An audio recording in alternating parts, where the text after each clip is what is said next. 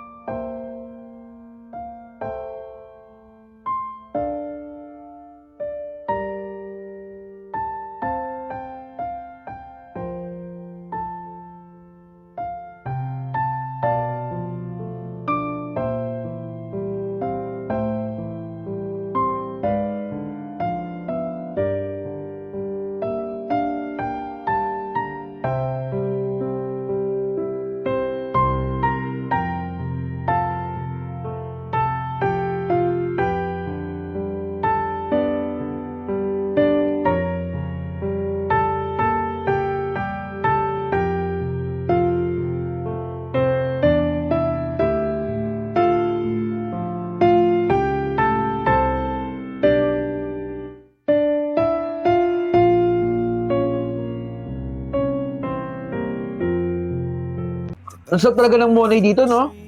Kuya, baka pwede po kung makihingi ng monay ninyo. Gusto mo rin ng monay? Opo, yan nga po. Bibigyan kita. Oh, hati tayo. Pasensya na ha. Nakagatan ko ni. Pero hati tayo. Oh, sa'yo itong kalahating monay. Salamat po ah. Diyan ko lang binibili sa may bakery eh. Solid to no, pampalipas gutom. Saan ba nakatira? Diyan lang po ako sa tabi-tabi. Grabe talaga. Ang solid ito. Uy! Sarap?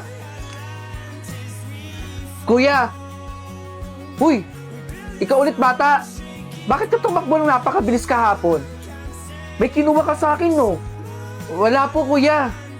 Baka mamaya snatcher ka ha? Hindi po ako snatcher. Sigurado ka ha? Ay, teka. Bumili ako ulit ng monay oh. 2 na to. Tig-isa tayo. Kasi alam ko makikita kita ulit dito eh. Oh. Sa'yo na to isang monay. Kainin mo. Salamat po dito sa monay ninyo kuya. Ano ba pangalan mo? Ako po si Anthony. Kuya, kailangan ko na po magmadali eh. Ba't kailangan mo magmadali? Mangi-snatch ka na naman ba? Uy, Anthony! Psst. Uy! Anthony! Bakit ba nagmamadali ka na naman? Hingal na hingal ka pa. Nang-snatch ka na naman siguro no? Hindi po kuya. Nakakatakot, nakakagulat ka kasi. Ba't ka ba nagmamadali? Ah, alam ko na. Oh, Monay. Sa'yo na to. Kumain na ako kanina eh. Oh, tanggapin mo, kainin mo. Salamat po talaga kuya. Ang bait-bait niyo po talaga sa akin. Ay, saglit, may tumatawag. Hello? Okay, sige po. Sige po, bye. Anthony? Asan na si Anthony? Nakakapagtaka naman. Oh, Monay, 2 to. Ayokong kumain eh. Sa'yo na lang to. Sigurado ka po ba kuya? Salamat dito kuya. Ano ba kasi nangyayari sa'yo Anthony? Nangi-snatch ka ba talaga? Nakakatampo ka lang Anthony. Masundan nga. Oh, kainin mo na ba? Anthony! Ibig sabihin, hindi ka masamang tao? Kaya yung money na binibigay ko sa'yo, pinapakain mo sa nanay mong may sakit? Ma, oh, binigyan ako ng isang money ni kuya kanina. Oh, hati na tayo. Pampalipas gutom lang to, may. Salamat, anak.